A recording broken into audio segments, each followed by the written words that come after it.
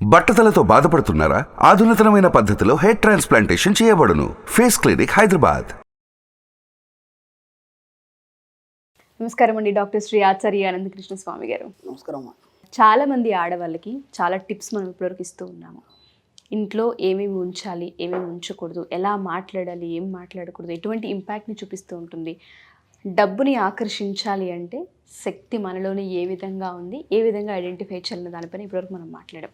చాలామంది ఆడవాళ్ళు ప్రతి ఎపిసోడ్లో కామెంట్స్, క్లాసెస్ ఎప్పుడు ఉన్నాయి, ఎక్కడెక్కడ జరుగుతున్నాయి, మాకు వివరాలు ఇప్పించండి అని అడుగుతున్నారు. ఫస్ట్ దాని గురించి సార్. మనకి ఇప్పుడు మార్చి 31 మనకు తిరుపతి క్లాస్ ఉందమ్మా. అలాగే మనకి 7th ఏప్రిల్ వచ్చి హైదరాబాద్ క్లాస్ ఉంటుంది, స్పెషల్ క్లాస్ ఉంటుంది. 7th ఏప్రిల్ స్పెషల్ క్లాస్ ఇంత మనం అనౌన్స్ చేయడం జరిగింది. ఆ స్పెషల్ క్లాస్ కనుక అటెండ్ చేయాలనుకుంటే ఒక రెగ్యులర్ క్లాస్ అటెండ్ చేస్తే మీకు ఇది ఇంకా బాగా అర్థమవుతుంది. ఆ ప్రయత్నం చేయండి. అలాగే 14th April Hyderabad general class ఉంటుంది, అంటే రెగ్యులర్ క్లాస్.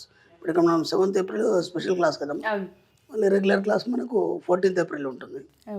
అలాగే మనకి గోవాలో క్లాసులు చేస్తున్నాం, సెషన్స్ క్లాస్ అని 3 days క్లాసులు చేస్తున్నాం. అది అటెండ్ చేయాలంటే స్పెషల్ క్లాస్ కంపల్సరీ అటెండ్ చేయాలి, ఎందుకంటే ఇంకా డెప్త్గా ఉంటుంది. అది ఫైనల్ అది. కాబట్టి రావాలనుకున్న వాళ్ళు మనకి మే 28, 29, 30కి మనకి గోవా సెషన్స్ క్లాసెస్ ఉంటాయి. అలాగే ఆ తర్వాత క్లాసెస్ వచ్చేసి మనకి 2nd జూన్ విజయవాడలో ఉంటుంది. ఎందుకంటే మనకి స్పెషల్ క్లాసు, గోవా క్లాస్ ఇవన్నీ ఉన్నాయి కాబట్టి మనం చాలా లాంగ్ టైం తీసుకుంటాం. రావాలనుకున్న వాళ్ళు మనకి 2nd జూన్ విజయవాడలో ఉంటుంది. 9th జూన్ వచ్చేసి అనంతపూర్లో క్లాస్ ఉంటుంది. మళ్ళీ 23 జూన్ ఏమో మనకి విశాఖపట్నంలో ఉంటుంది. అలాగే 7th జూలై రాజమండ్రిలో ఉంటుంది. విధంగా ఈ షెడ్యూల్ని వీలైనంత తొందరగా ఎన్రోల్ చేస్తాం. తప్పకుండా సార్. ఆడవాళ్ళు ఇంటి పనులకు సంబంధించి పిల్లల విషయాల్లో, భర్త విషయంలో, డబ్బు విషయంలో ఏ మాటలు మాట్లాడకూడదని మనం చాలాసార్లు మాట్లాడుకుంటూ వచ్చాం. కొంతమంది అదే పనిగా ఇంకా కొన్ని విషయాలను రిపీటెడ్గా చేస్తూ ఉంటుంటారు. ఇంకా ఏ ఏ విషయాల్లో మేము కంట్రోల్ చేసుకోవాల్సిన అవసరం ఉంటుంది అంటారు? మీరు అన్నారు కదా, మీలో బలం మీకు తెలియదు అని. ఇంకా ఏ విధంగా దాన్ని తెలుసుకోవాలి అంటారు? అక్కడ విచిత్రం ఏంటంటే మనం సబ్జెక్ట్లోకి రావడానికి ముందు ధైర్యం కావాలని చెప్పి, ఎందుకంటే అన్ని రివర్స్లో చెప్పినట్టు ఉంటారు మన సబ్జెక్ట్లో. ఎందుకంటే ప్రేమ లేదన్నాం, జాలి లేదన్నాం, పిల్లల పట్ల జాగ్రత్తలు చెప్పొద్దన్నాం. ఇవన్నీ ఎలా ఉన్నాయి వినడానికి మీకు? ఇదేంట్రా ఇలా చెప్తున్నాడు, మనం ఇన్వెస్ట్ చేసుకోవాలని చెప్పారు అని చెప్పాము. ఇదేంట్రా ఇలా చెప్తున్నాడు ఈయన అని అనిపించిందా లేదా మన సబ్జెక్ట్? అందుకే నేను అనిపించింది 100,000 సార్లు చెప్పాను, మన సబ్జెక్ట్ అంతా డిఫరెంట్. కానీ ఇది సత్యం, ఇది వేదానుగతంగా వేదానుసారంగా తీసుకోబడింది కాబట్టి సత్యం ఎప్పటికీ నిలిచి ఉంటుంది. ఇవే నిజాలు, అర్థమైందా? ఇవే నిజాలు. ఇప్పుడు మీరున్నారు, బయటికి కనిపించేది ఒకటి, ఇన్నర్గా వేరే రకంగా ఉంటారు. అంటే ప్రతి మనిషిలో కొన్ని నెగిటివ్స్ ఉంటాయి, నెగిటివ్ రోల్స్ ఉంటాయి, ఓకేనా? అవి మీరు ఒంటరిగా ఉన్నప్పుడు బయటపడతాయి. అవి నిజమైన సత్యాలు. దాన్ని మీరు బయట ఒప్పుకుంటారా? ఒప్పుకోరు. ఎవరైనా, నేను కానీ మీరు కానీ ఎవరు ఒప్పుకోరు, అవునా కాదా? కాకపోతే వీటిని ఎసెప్ట్ చేయాలి, ముందు వాటి మీద ఎసెప్ట్ చేయాలి. మీరు ఎప్పుడైతే అంగీకార భావం కలిగి ఉంటారో అప్పుడు విషయం మీకు అందిస్తుంది. యాక్సెప్టెన్సీ ఉండాలి. అప్పుడు ఏమవుతుందంటే యాక్సెప్టెన్స్ చేసినప్పుడు ఆ నెగిటివ్ అనేది నుంచి బయటకు వెళ్ళిపోతుంది. మీరు యాక్సెప్ట్ చేయనంత మట్టుకి మీ లోపల అలాగే ఉండిపోతుంది. అది పోతే కదా వేరేది వస్తుంది. అర్థమవుతుందా? కాబట్టి మన సబ్జెక్ట్లో ముందు అంగీకార భావం అంటే, నువ్వు ఒక తప్పు చేసినావు, ఎస్ నేను ఆ తప్పు చేశాను, అందుకని నేను క్షమాపణ కోరుకుంటున్నాను, ముందు అది చెప్పగలగాలి. ఆ మనస్తత్వం రావాలి. నీకు అంగీకార భావం వెళ్ళినప్పుడు ఇవన్నీ ఇలా వస్తాయి ప్రతి దగ్గర. అర్థమైందా? మీరు తప్పు చేసిన తెలిసినా కానీ దాన్ని మీరు సమర్థించుకుంటారు, అవునా కదా? సమర్థించుకుంటే ఎటు వాళ్ళకి ఏమనిపిస్తుంది? మిమ్మల్ని ఏమనలేరు. ఇప్పుడు మీ పిల్లాడే ఉన్నాడు, మీరు ఏదో పొరపాటున నాన్న ఇలా అని అన్నారు, వాడు నీకు క్వశ్చన్ వేస్తాడు, అమ్మ అప్పుడేమో అలా చెప్పావు, మళ్ళీ అది ఇప్పుడు ఇలా ఎందుకు చెప్తున్నావు అంటాడు వాడు, అవునా కదా? వాడికి అర్థమయ్యే విధంగా చెప్పి మీ యాక్సెప్టెన్సీని వాడికి తెలియజేయాలి. ఆ సందర్భం అది, ఈ సందర్భం ఇది అని చెప్పాలి. నీకెందుకురా చెప్పింది అని చెప్పేసి ఒక్కడు కొట్టడం లేకపోతే తిట్టడం, ఆ క్వశ్చన్ వాడికి లైఫ్ లాంగ్ అలాగే ఉండిపోతుంది. కాబట్టి మీ యొక్క భావ వ్యక్తీకరణ ఏదైతుందో ఏదైనా సరే స్వేచ్ఛగా విశ్వానికి సమర్పించండి మీరు ఒంటరిగా ఉన్నప్పుడు, ఓకేనా? అప్పుడేమైపోతుందంటే మీ యొక్క హృదయాంతరం అనేది చాలా ప్యూరిటీగా తయారైపోతుంది. ఎప్పుడైతే అది ప్యూరిటీగా తయారవుతుందో మీ 4th seal అనే అనాహత చక్రం అనేది క్లీన్ అయిపోతుంది. అప్పుడు దాంట్లోంచి అహంకారం వెళ్ళిపోతుంది, ఈర్ష్య వెళ్ళిపోతుంది, అసూయ వెళ్ళిపోతుంది, ద్వేషం వెళ్ళిపోతుంది, స్వార్థం వెళ్ళిపోతుంది, అవన్నీ వెళ్ళిపోతాయి. ఎప్పుడు నువ్వు నిన్ను ఎక్సెప్ట్ చేసుకోవాలి ఫస్ట్. అంగీకార భావంతో ఎప్పుడైతే ఉన్నప్పుడు అవన్నీ వెళ్ళిపోయిన తర్వాత కేవలం అక్కడ ఏముంటుంది అంటే ప్రేమతత్వం ఉంటుంది. ఆ ప్రేమతత్వం అనేది ఎలా ఉంటుందంటే నేను ఒక చిన్న ఎగ్జాంపుల్ చెప్తాను. నేను ఒక ప్రోగ్రాంలో పార్టిసిపేట్ చేసినప్పుడు ఒక అమ్మాయి ఉంది. ఆ అమ్మాయితో ఒక 10 మంది పిల్లలు ఉన్నారు. టూర్ వెళ్తున్నాం అందరం కలిసి. టూర్ వెళ్తుంటే ఒక ప్రోగ్రామ్ అది. ఆ ప్రోగ్రాంలో ఎవరు వాళ్ళు కొన్ని పార్టిసిపేట్ చేయాలి. ఆ ట్రూప్లో వీళ్ళు కూడా వచ్చారు. ఆ అమ్మాయి పెద్ద వయసేం కాదు, జస్ట్ ఒక 18 ఏళ్ళలో ఉంటుంది అమ్మాయి. విచిత్రం ఏంటంటే ఆ అమ్మాయి కంటే పెద్దవాడు ఉన్నాడు, వాడు అక్క అని పిలుస్తున్నాడు. అర్థమైందా? చిన్నపిల్లలు అక్క అని పిలుస్తున్నారు. ఆడపిల్లలు మగపిల్లలు ఒక 10 మంది ఆ అమ్మాయితోని ఎటు వెళ్తే అటు వెళ్తున్నారు. నేను అబ్జర్వ్ చేస్తున్నాను. ఓకేనా? చేస్తున్నప్పుడు అందరూ ఒక దగ్గర కూర్చుంటున్నారు. ఆ అమ్మాయి ప్లేట్ తీసుకొచ్చేసి అందరు కలిపి పెడుతుంది వీళ్ళందరికీ. ఆమె వయసు పెద్ద ఏం కాదు, ఒక తల్లి వయసు కాదు, ఏం కాదు. ఈమెకు వాళ్ళకి చిన్న తేడా, ఇంకా కొద్ది చిన్న పిల్లలు ఉన్నారు.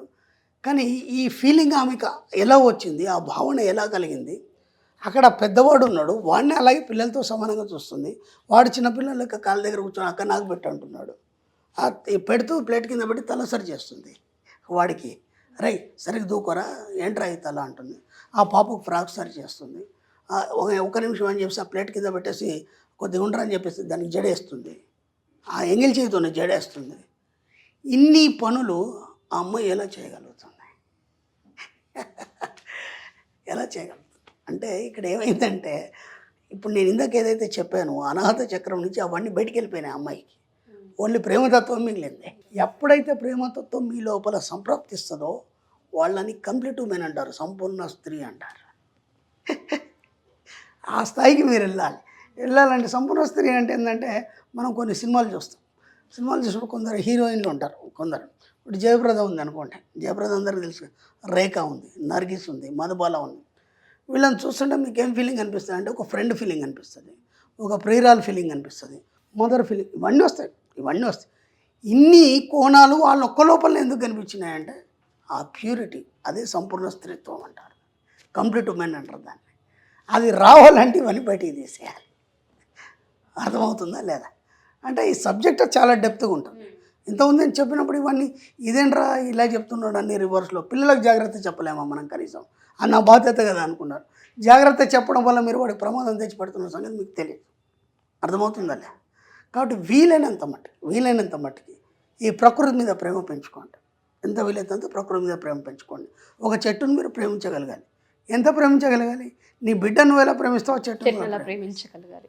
అప్పుడేమైపోతుంది? ఇక్కడ ఉన్నటువంటి ఆ ద్వేషం అనేది వెళ్ళిపోతుంది.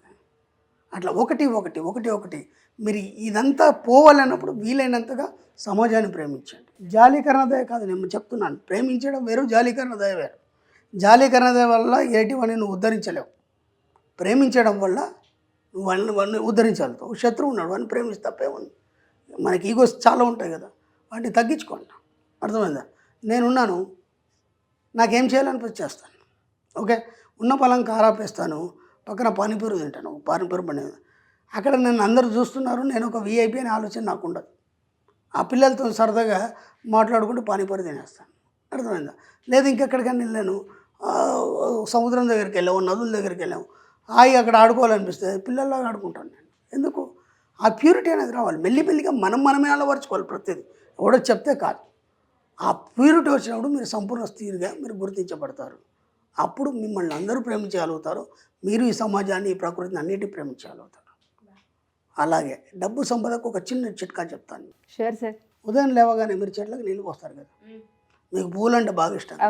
కాబట్టి ఉదయం లేవగానే మీరు చెట్లకు, పూలకి, వాటి ఏం చేస్తారు మీరు? ఏమంటే మీ పాపను పిలుస్తారు, ఏమే పువ్వు నిన్న ఇంతే ఉండింది, ఈరోజు ఇంత పెద్దగా అయింది, ఈ కలర్ చేంజ్ ఉంది, ఇది ఎంత బాగుంది కలర్, ఇవన్నీ దాని గురించి పొగుడుతారా లేదా? ఖచ్చితంగా. ఓకేనా కదా? ఏమంటే తీసి ఆ పాప నెత్తిలో పెట్టడం కానీ, లేకపోతే తీసి పెట్టడం కానీ, అండ్ ఇక వేరే చెట్లు ఇది అది అంటారు, ఇది అంటారు, ఇది ఇలా ఉంటుంది, ఇవన్నీ చెప్తుంటారు కదా. దానికి ఒక 6 గంటలు ఎంతో టైం కేటాయిస్తారు, అందరూ వెళ్ళిపోయినాక కానీ ఉన్నప్పుడు కానీ. రోజు చెట్లకు నీళ్ళు పోస్తూ ఒక మాట చెప్పండి. ఈ చెట్లు నీళ్ళు పోసి ఎదుగుతున్నాయా లేదా? అవునా కదా? ఇవి ఎలా ఎదుగుతున్నాయో మా ఇంట్లో సంపద ఐశ్వర్యం అలా ఎదుగుతుంది. అందుకై విశ్వానికి కృతజ్ఞతలు. వాటికి పోసుకుంటా మాట చెప్పండి. నీళ్ళు పోస్తూ నేను పోస్తున్నాను, నువ్వు చాలా బాగా ఎదుగుతున్నావు. నువ్వు ఎలా ఎదుగుతున్నావు, మా ఇంట్లో డబ్బు సంపద ఐశ్వర్యాలు ఎదుగుతున్నందుకు విశ్వాన్ని కృతజ్ఞత. ఇలా ప్రతిరోజు ఆ చెట్లకు నీళ్లు పోస్తూ ఈ మాట అంటూ ఉండండి.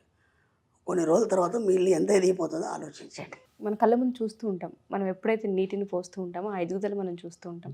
ఆ ఎదుగుదల మీ జీవితంలో చూసుకోండి. ఎందుకంటే ఇప్పుడు మీకు ఖచ్చితంగా అఫర్మేషన్ చేయండి, మీరు మెడిటేషన్ చేయండి, ఇలా రాసుకోండి. ఒక టైం సరిపోతుంది, మళ్ళీ కన్ఫ్యూజ్ అవుతాను.